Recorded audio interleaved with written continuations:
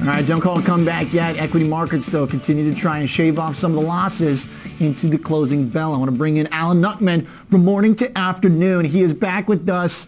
Switched exchanges. You're on the move, Mr. Nuckman. Let's switch our topic a little bit too. Let's talk big picture today. Firstly, on equities, if we start to break down once again around the same resistance that we keep running up again, does it confirm sort of the difficulty on a technical basis? It does, but it means it's going to be more significant when it does punch through there. So you can look at that S&P stall at a 2820 wall. So if you look at this, this was the top that we had back in October, November, December. So this is kind of our second crack at it. Let's see how we respond. But you can see today, there was a shallow sell-off. Yes, we haven't had one in a long time, so it felt a little bit bigger than it actually was. And we're down less than 1% in the Dow, and down 0.5% in the S&P and the NASDAQ so far. Yeah.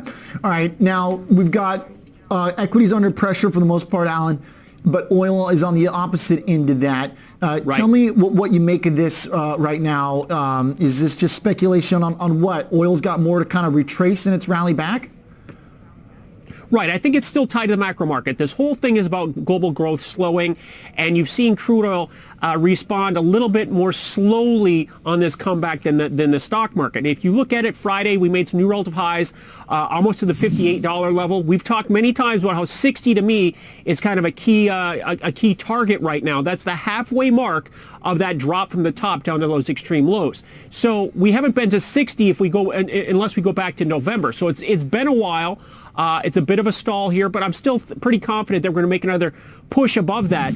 After we got through 50, we haven't really tested that downside action at all, and it's been very much the same pattern that we've seen in the stock market. Straight momentum move higher, and that's a healthy sign. Alan, I want to dig into the chart aspect a little bit with crude, because I was actually wondering this myself earlier, and I'm glad I got you here because we look at equities versus bonds, for example, and we say, hey, and one could argue maybe the bond market hasn't reflected the same, optimism of demand or optimism of the economy that the stock market has. For oil, I don't think anybody wants to, shake their fist at a 30% rally off the lows, but when you look at it compared to how much it dropped, right, isn't there like a retracement argument to be made that crude has not bounced the same way stocks have? Well, I think oil, as we could all agree, is a more emotional market. So it really exaggerates moves on the upside and on the downside. So, where common sense tells you that it really shouldn't go any lower, it often does. And in the same thing on the upside. So it's not as moored to reality as other markets are. It's just the way it works. Now, that's opportunity as a trader. That's great.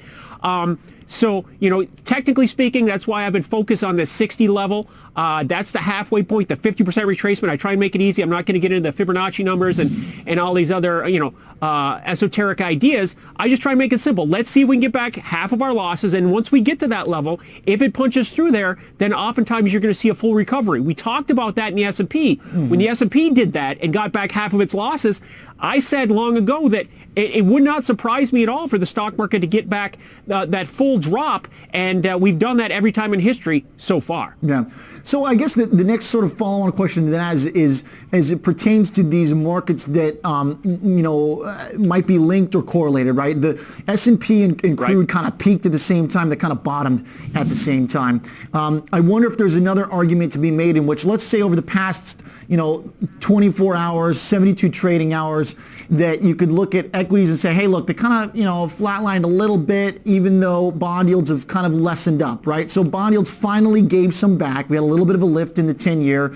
You could say, look, bonds are just reacting finally to maybe the same thing that equities did, that the world's not falling apart. Could you envision a scenario where crude continues to kind of play some of that catch-up game, retrace more of its losses without, happening at the same time as a big stock push? Can we have the two move a little separately? It is possible, but I think they're very much tied together just because of the emotion and the psychology of it. Again, we haven't talked about the dollar index. Every time I'm on, I talk about how this may be the time that the dollar is going to fall. We were significantly below 96 for a long time, and now it's bounced back above it one more time. So that's always the wild card. Obviously, that's tied to rates. But let's look at the big picture, and we can bring China back into this. You've got the Shanghai Composite up 20% in 2019 alone. So that market, as is the S&P, is pricing in, positive optimism that that trade deals will get done and the markets will move forward. So let's see if that's the case. Markets have already kind of acted that way, and we saw some of that here today. That we saw this continued positive news headline, or at least nothing negative, and gave the market an initial bump, but people aren't reacting to it as much as they had been in the past. And it's you saw kind of some profit taking on, sell the fact here today. Yeah, I like that on the dollar. I want to run with that too, because I think this is, continuing to deserve a lot of attention, because there's many times where, as you point out, it's looked like it's going to break down, including just over the past week or 2 weeks, and then no, it came right back up. And this is even as our data here has kind of been, a little weak here. Like 2 weeks, we missed a big retail number. Economic surprise is just plunging right now. So it's not like there's some great, new information about our economy to jazz people up about the greenback. What do you think is keeping it so strongly bid, Alan?